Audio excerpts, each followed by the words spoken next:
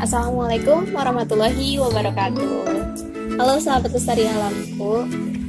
Saya di sini sedang berada di kediaman Bapak Dede Suparjo. Nah, di samping saya sudah ada Bapak Dede Suparjo dan di sebelahnya ada Kang Kris yang berasal dari Universitas Senden. Jurusan teknologi pangan ya. Pada kesempatan kali ini kita akan melakukan perawatan ya Pak, perawatan dari sahabat lestari alam. Mungkin ada yang beberapa yang sudah kenal dengan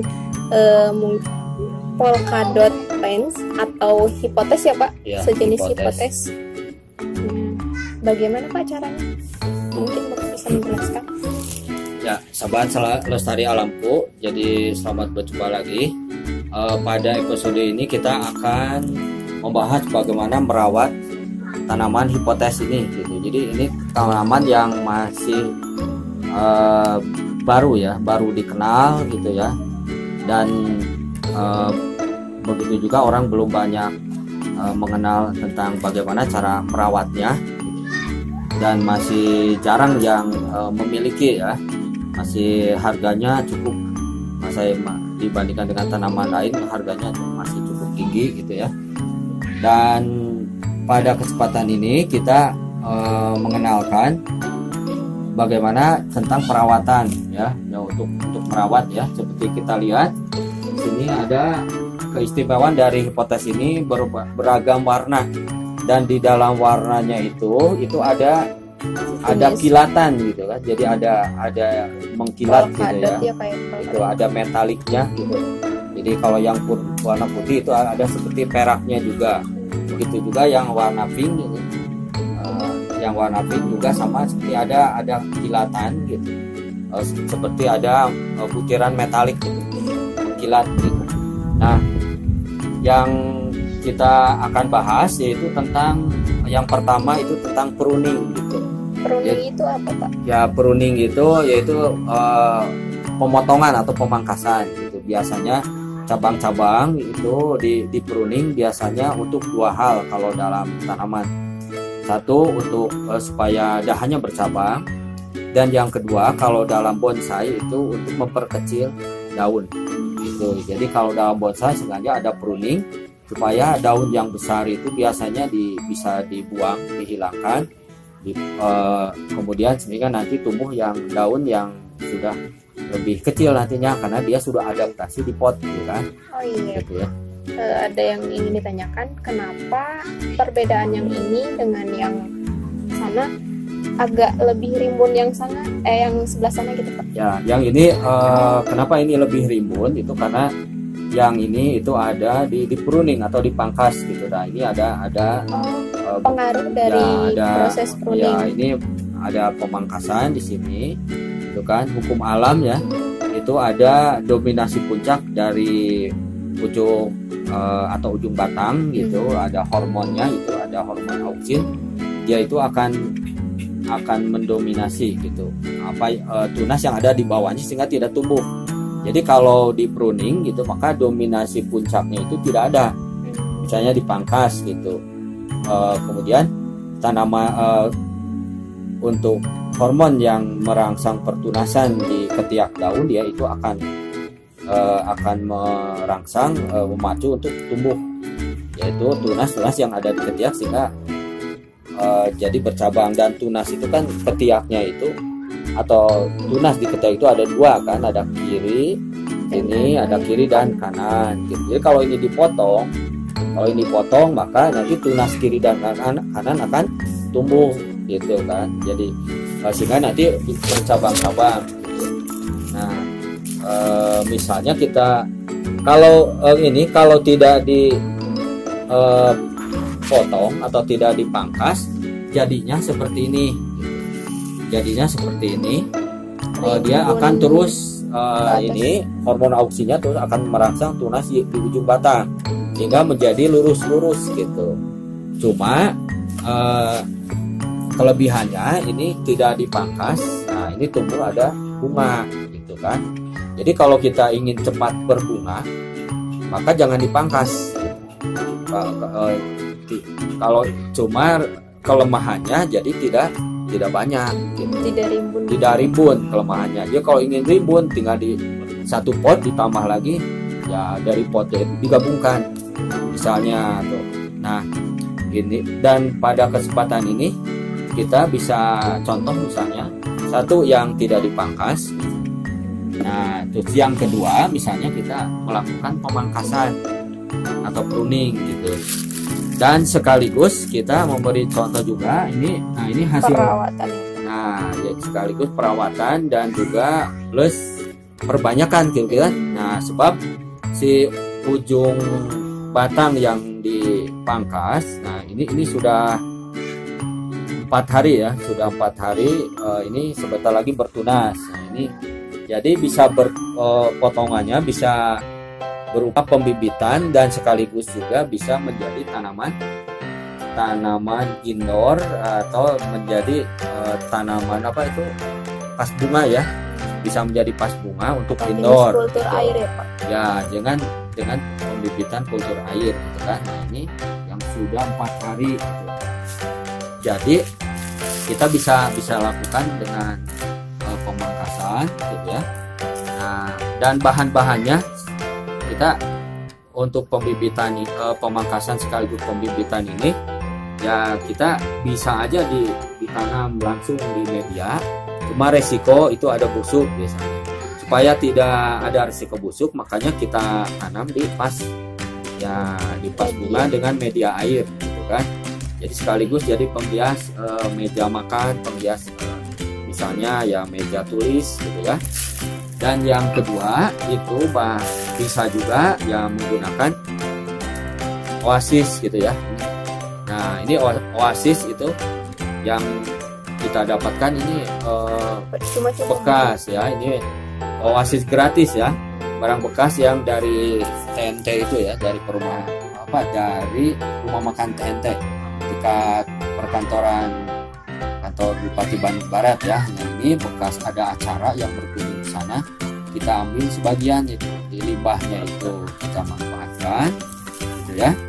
Nah dan kita yang mana dulu sekarang ya, bisa ya pruningnya dulu ya. Nah kita sekarang pruningnya dulu, misalnya yang ini ya yang ini kita bisa di pruning misalnya, atau yang ini yang di depan ya, di depan kamera. Nah itu bisa di pruning di sini. Nah jadi kan tinggal segini kan. Nah nanti ini tunas yang ada di ketiak daunnya itu akan tumbuh gitu kan. Nah ini kita ambil, terus yang ini juga bisa ambil, kemudian ini. Jadi jangan sungkan-sungkan kalau ingin banyak cabang ya harus di pruning ya, pemangkasan ya Pak, harus dipangkas gitu kan. Nah ini sekaligus juga supaya ya kita punya bibit gitu. Dan memangkasnya supaya bagus ya, bisa rata kan seperti ini. Yang kedua supaya langsung yang pangkasannya itu langsung tumbuh, tidak ada batang sisa gitu. Maka memangkasnya itu yaitu sedikit di atas ketiak ya, jadi di sini misalnya gitu kan. Nah beda kalau memangkasnya di atas jauh di atas ketiak gitu, jadi seperti buatnya, jadi yang ini nanti akan kering gitu, jadi akan ada batang sisa gitu ya. Menyebabkan kematian tidak kematian pada tumbuhannya atau belum? Kalau kena penyakit, kena bakteri atau kena jamur, biasanya kebanyakan jamur, yaitu nanti si ujung ini akan kena jamur misalnya, akan merembet ke bawah gitu. Tapi kalau tidak kena penyakit tumbuh nanti jadi yang ininya di atas ketiak daun itu nanti akan jadi sisa, akan jadi batang yang kering yang kurang bagus gitu kelihatannya. Nah ini kita sudah ini, dan kita juga yang ini ya, ini yang contoh untuk dipangkas gitu ya. Untuk dipangkas ini yang mana ini? Ini untuk cocok diper ini ya. Ya udah banyak. Nah ini kita langsung saja bisa masukkan. Ya bisa langsung masukkan menjadi vas bunga. Dua ini cukup Ya. Bagaimana Kang Kris? Menarik. Nah, di sini bisa dilihat keunikannya ya. Di sini ada tanaman sereng gading dengan tanaman yang telah dikembangkan ini dan ada filter air. Kelebihannya ini apa Pak kalau kita lihat dari media air ini? Gitu? Ya, jadi kelebihannya kalau dari media air itu semua tumbuhan gitu kalau dengan di kultur air gitu atau water propagation itu tidak busuk kalau air yang baru gitu, air yang tidak ada kotorannya gitu, kecuali kalau mungkin air diambil air kolam, air yang keruh misalnya. Nah itu kan di situ banyak bakteri gitu ya. Jadi kalau air yang baru, misalnya air yang baru itu misalnya ambil dari sumur gitu. Nah ataupun air dari kemasan misalnya, itu tidak akan menimbulkan busuk gitu. Jadi kelebihannya itu terhindar dari pembusukan batang atau akar nantinya gitu kan. Nah, dan mungkin ada kasus kalau sudah tumbuh di vas gitu ya, kadang ada busuk juga ya. Nah itu karena airnya tidak diganti. Kenapa? Jadi airnya tidak diganti dan kebetulan di airnya itu ada daun-daun yang terendam kemudian membusuk. Ya, menyebabkan banyak bakteri pembusuk gitu. Mungkin juga ada jamur ya, akhirnya nanti membusukkan batang dan akar gitu kan. Selagi tidak ada pembusukan, biasanya kalaupun tidak diganti itu tidak jadi masalah. Ya, akan tetap aman gitu ya. Terus dengan water propagation itu ya dihindari air yang ledeng gitu ya, karena mengandung anti makhluk hidup ya. Ada kaporitnya gitu kan, ada klor gitu kan, anti makhluk hidup ya gitu. Nah ini contoh yang pertama ya. Contoh yang kedua sekarang menggunakan oasis ini atau pemanfaatan limbah ya Pak. Pemanfaatan limbah gitu ya. Ini kita masukkan ke sini. Nah kita bisa masukkan, kita bisa potong juga. Nah ini masih ada, kita gunakan saja yang bisa. Nah ini bisa ke sini, bisa dipotong. Ini sisanya nanti akan kita gunakan untuk nanti di lab biologi untuk kita membahas bagaimana memperbanyak tanaman kuring varigata ya. Nantinya untuk yang sisa ini.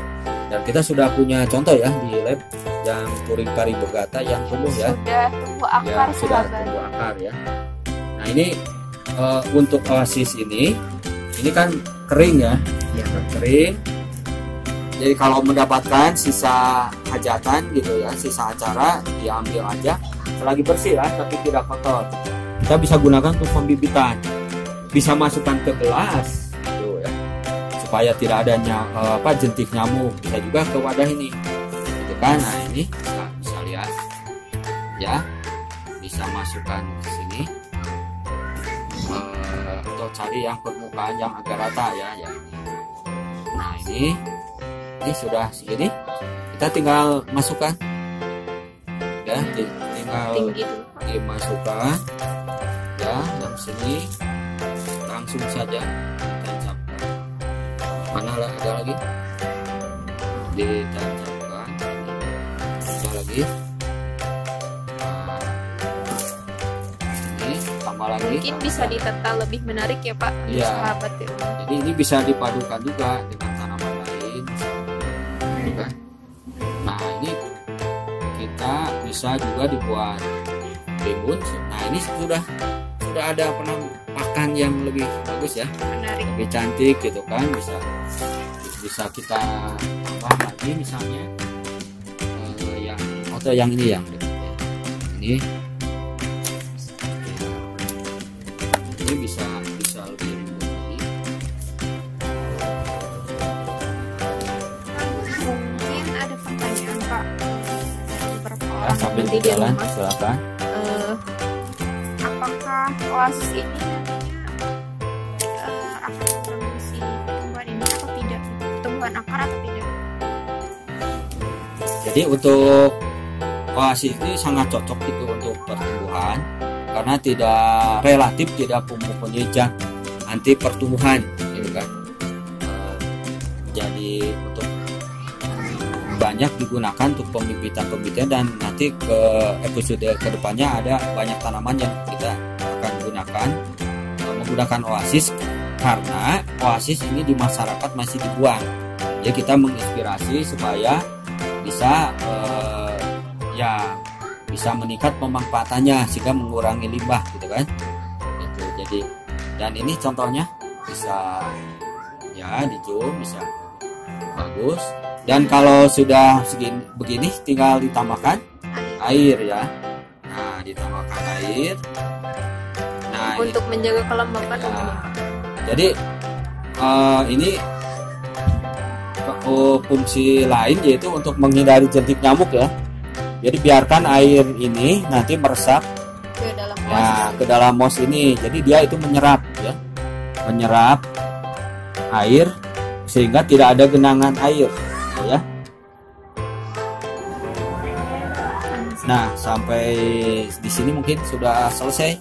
Sahabat Lestari Alam, ini adalah hasil dari pruning polkadot plant ya Pak. Ya. Kang Kris, bagaimana melihat hasilnya?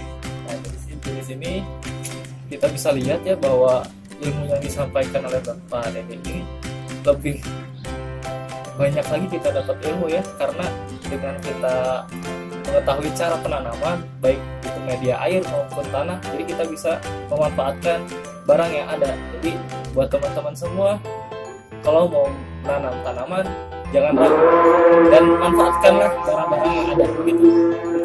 Ya. Jadi manfaatkan barang-barang bekas yang ada di sekitar kita sambil mengurangi beban lingkungan atau mengurangi sampah gitu kan. Ya, jadi mari menanam menggunakan limbah dan memanfaatkan limbah gitu. Oke, sahabat Lestari Alam, demikian video yang dapat kami berikan. Mudah-mudahan dapat bermanfaat dan lebih menambah wawasan bagi kita semuanya. Jangan lupa untuk like, Komen, and subscribe videonya. Oke, kita juga alam jaga kita. Assalamualaikum warahmatullahi wabarakatuh.